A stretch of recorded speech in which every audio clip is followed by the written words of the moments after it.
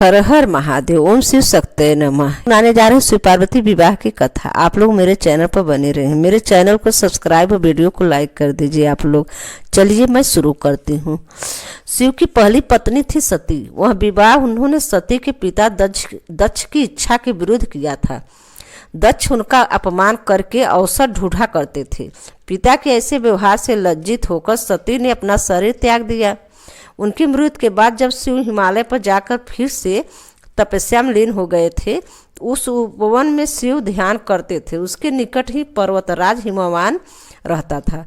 उसके स्वर्ग की अप्सरा मैना से विवाह किया था। कुछ मेनका से विवाह किया था। स्वर्ग के अप्सरा मेनका से विवाह किया था। कुछ वर्ष बाद मेनका ने एक पुत्री को जन्म दिया। उसका नाम रखा था पार्वती। वास्तव में सती ने ही फिर से पार्वती के रूप में जन्म लिया था। वर्ष पर वर्ष बीते और पार्वती ने युवावस्था में प्रवेश किया।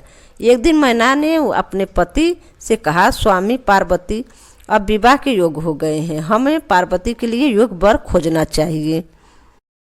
हिमवान बोला, मैं जानता हूँ, परंतु कोई योग्य वर ध्यान में नहीं आता। मैं अपनी पुत्री का हाथ उसी के हाथ में दूंगी जो सब प्रकार से योग्य होगा। एक दिन नारद मुनि हिमवान के घर आए। जब उन्होंने पार्वती को देखा तो हिमवान से बोले, हम तुम्हारी पुत्री के भाग में तो भगवान शिव से विवाह करने का योग है। नारद मुनि की बात सुनकर हिमवान सोचने लगे, शिव के पास मैं कैसे जाऊं? उन्होंने अस्वीकार कर दिया तो सती की मृत्यु के बाद उन्होंने किसी स्त्री का मुख तक नहीं देखा। परंतु मुझे वर खोजने की आवश्यकता नहीं। नारद मुनि की भविष्यवाणी असत्य नहीं होगी। मैं धीरज पूर्वक प्रतीक्षा करूंगा। परंतु एक दिन हिमवान का धीरज टूट गया। उसी एक विचार सूझा। वह मेनका से बोला कि मैं पार्वती को शिव के सेवा करने भेजता हूँ। वे उसके रूप और गुण के प्रति आकर्षित जरूर होगी। मेनका बोली, विचार तो बहुत उत्तम है। हिमवान ने पार्वती को अपने पास बुलाया और कहा, बेटी, भगवान शिव का उस उपवन में तपस्या कर रहे हैं। तुम अपने सहेलियों के साथ जाकर उनकी सेवा किया करो। पार्वती बोली, अवश्य पिताजी, अब हमने अनेक बार उन्हें देखा है। पार्वती और दो सहेलियों को लेकर हिमवान शिव के पास गया और उससे निवेदन किया, भगवान, आपके पास पूजा अर्चना की तैयारी करने वाला कोई नहीं है। मेरी पुत्री यह सेवा कर सकती है। हिमवान की बात सुनकर शिव सोचने लगे, कन्याएं भले ही सेवा करे। जो व्यक्ति संसार में वैराग ले चुका है उनसे कोई विख्यात नहीं पहुंचेगा। यह सोचकर हिमवान से बोला, तुम्हारे इस प्रस्ताव के लिए मैं तुम्हारा आभारी हूँ। कन्याएं मेरी इच्छा अनुसार सेवा कर सकती हैं। शिव का प्रस्ताव सुनकर हिमवान बहुत प्रसन्न हुआ और कन्याओं को वहां छोड़कर चला आया। पार्वती शिव की सेवा करने लगी। वहां उपासना के लिए कुश तृण चुनती थी और गर्मी बढ़ने पर शिव पर पंखा झलती थी। इस प्रकार पार्वती हृदय से शिव से प्रेम करने लगी। इसी बीच आपत्तिग्रस्त देवता इंद्र के साथ ब्रह्मा जी के पास आकर बोले, भगवान, असुर तारक के अत्याचारों से हमारी रक्षा करे। उसके स्वर्ग पर अधिकार कर लिया है और हम लोगों को हाहाकार मचा दिया है। उससे प्रसन्न करने के लिए हमने उसे उपहार भी भेजे, परंतु वह जितना ही उसे पसंद करते हैं उतनी ही उसकी दुष्टता बढ़ती जा रही है। हमारी आपसे प्रार्थना है कि हमें कोई ऐसा नेता प्रदान कीजिए जो हमें उसके अत्याचारों से त्राण दिलाए।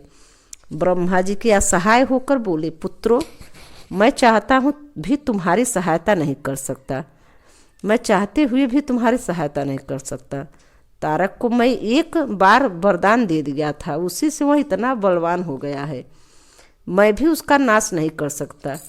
परंतु एक उपाय है, शिव पार्वती से विवाह विधि विधान से हो जाए तो शिव पार्वती की सुंदरता का भान कराओ और शिव और पार्वती को जो पुत्र होगा वही तुम्हारा नेता बनकर तारक का वध करेगा।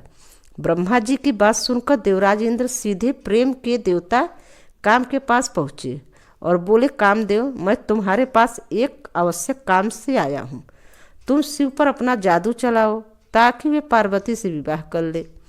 इंद्र की आज्ञा पाकर कामदेव अपनी पत्नी रति के साथ शिव के कुंज में पहुँचे।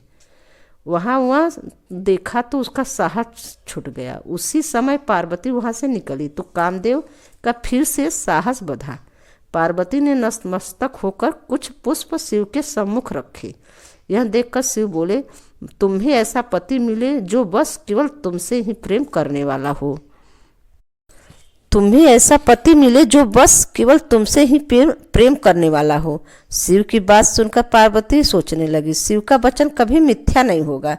मैं कितनी भाग्यशाली हूँ। यह सोचकर पार्वती शिव के गले में माला पहनाने ही वाली थी, तभी कामदेव का बाण निशाने पर लगा। शिव ने पूरी शक्ति से अपनी भावनाओं को बस में किया और इधर उधर देखने लगे। उन्होंने कहा, मेरे मन की शांति भंग करने का साहस किसने किया है। तभी उनकी दृष्टि कामदेव पर पड़ी। उस दृष्टिपात से कामदेव जलकर राख हो गए। यह देख रीति मूर्छित हो गई। शिव पार्वती की ओर आंख उठाए बिना ही कुंज में चले गए। यह देख पार्वती शोक और लज्जा से विह्वल हो उठी और उदास मन से अपने घर लौट आई।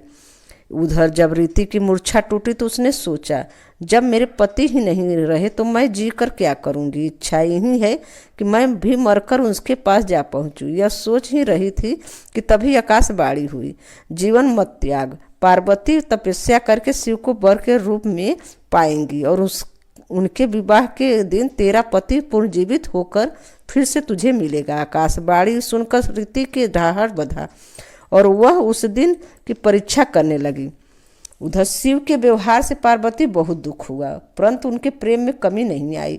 वह सोचने लगी, मेरा सौंदर्य उन्हें आकर्षित नहीं कर सका, परंतु मैं हार नहीं मानूंगी। सौंदर्य से नहीं तो मैं अपनी तपस्या की भक्ति से उन्हें प्राप्त करूंगी। यह सोचकर उसने अपना निर्णय अपने माता पिता को बताया। पार्वती के निर्णय से आगे माता पिता को झुकना पड़ा और उससे आशीर्वाद देकर विदा किया। सुंदर वस्त्र आभूषणों का त्याग करके पार्वती कुंज में तपस्या करने बैठ गई। कई वर्ष बीत गए, परंतु पार्वती ने आशा नहीं छोड़ी।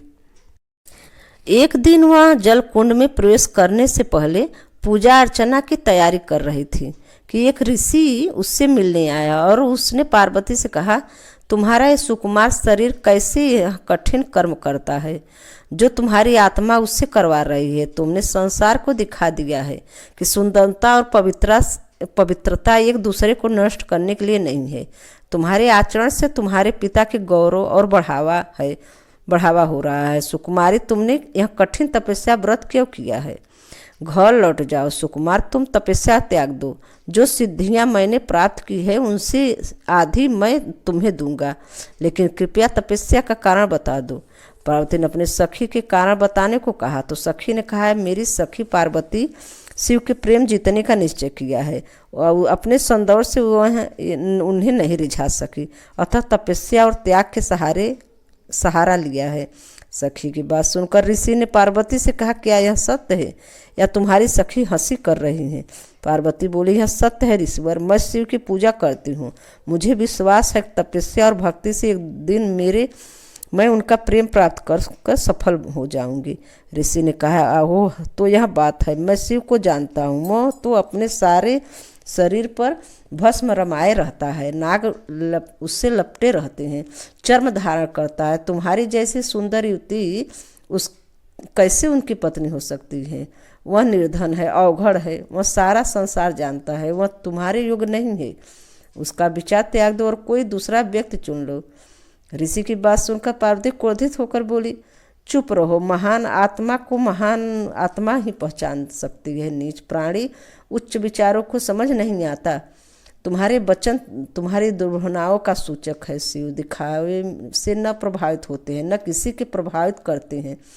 वे अवघड़ हैं, निर्धन हैं, चर्म धारण करते हैं, उनके शरीर से सर्प लिपटे रहते हैं, तो क्या हुआ? वे मेरे मनोनीत देवता हैं। उन्हें चाहे दुर्बलताएं अधिक हो या गुण, फिर भी मैं भी उन्हें चाहती हूँ। पार्वती की सहेलियों की बात सुनकर चकित रह गई। पार्वती की सहेलियां सुनकर चकित रह गई। पार्वती उनसे बोली, प्रिय सखी, इनसे कहो चले जाएं। क्यों इन्होंने अपने हृदय को ऐसे विचारों में कुलुषित कर रखा है। बुरी बात कहना पाप है, तुरंत उसे सुनना भी और पाप है। चलो हम चलें। क्रोध में भरकर पार्वती ज्यों ही चलने की हुई, ऋषि ने जल्दी से आगे बढ़कर उसका मार्ग रोक लिया। पार्वती आश्चर्य में कृतमूढ़ हो गई और वह ऋषि को कोई नहीं स्वयं भगवान शिव थे। वे पार्वती से बोले, सुकुमारी, तुम्हारी तपस्या भक्ति से मुझे जीत लिया। मैं तुम्हारे सामने विनत हूँ, तुम्हारा दास हूँ। किंतु कर्तव्यपरायण पार्वती शिव को छोड़ अपनी सखी के पास जाकर बोली, सखी, इनसे कहो मेरे माता पिता जिसे विवाह का प्रस्ताव करना है। सखी की यह बात कह देने पर शिव पार्वती के पास गए। पार्वती शिव के पास आई और शिव बोले, मैं इनसे तनिक भी देर नहीं करूँगा। प्रिय, यह शासन पाकर पार्वती अपने सहेलियों के साथ घर लौट आई। शिव ने सप्तऋषियों को बुलाकर उनसे कहा, ब्रह्मा ने देवताओं को वचन दिया है कि मेरा पुत्र तारक का वध करेगा। इस वचन को पूरा करने के लिए मुझे पार्वती से विवाह करना होगा। जाकर हिमवान से विवाह का प्रस्ताव करो। प्रस्ताव सुनकर हिमवान अत्यंत प्रसन्न हुआ और उनसे विधि पूर्वक शिव पार्वती का विवाह का कर दिया। विवाह संस्कार के बाद देवता शिव के पास जाकर बोले, भगवान, हमारा आपसे आग्रह है कि रीति को फिर से उनका पति मिलना चाहिए। अपने प्रिय वधू का ध्यान करके प्रेम के देवता कामदेव तथा शोकाकुल पत्नी पर कृपा कीजिए। अवश्य अब तो मैं भी उसी कामदेव का दास हूँ। कई वर्ष बीत गए। शिव अपनी पत्नी के प्रेम में डूबे थे। तब इंद्र ने अग्नि को शिव के पास भेजा। अग्निदेव शिव के पास गए और उनसे विनती की, भगवान, मैं आपके देवताओं की आवश्यकता का स्मरण कराने आया हूँ। शिव ने अग्निदेव के हाथ में एक बीज रखा और बोले, इस बीज के पकने पर एक बालक का जन्म होगा, वही तुम्हारा सेनापति होगा। अग्निदेव बीज लेकर वहाँ चले गए, परंतु वह बीज इतनी गर्म था कि उसे पकड़कर रहने कठिन था। इंद्र के पास पहुँचते पहुँचते अग्निदेव का शरीर पीड़ा से पीला पड़ गया। वह इंद्र से बोले, मेरे बीज मेरे पास है, परंतु उसे संभालना संभव है। अग्निदेव की दशा देखकर इंद्र दुखी होकर बोले, तुम इसे गंगा के पास ले जाओ, वह तुम्हें ठंडक पहुँचाएगी और इसे संभालो लेंगे। अग्निदेव गंगा के पास गए। जब उन्होंने बीज को लेकर उसमें डुबकी लगाई तो उसमें उफान आने लगा और वह उबलने लगा। तब बीज किनारे पर जा गिरा। उसी समय स्वर्ग की 6 अप्सराएं गंगा में स्नान करने आई। उन्होंने बीज को उठाकर सर घास में रख दिया। बीज जब तक पक चुका था उसमें कार्तिका प्रकट हुआ और आश्चर्यचकित अप्सराएं बोली, इसे हम अपने साथ ले जाएंगे। पहल हमने इसे ही देखा है।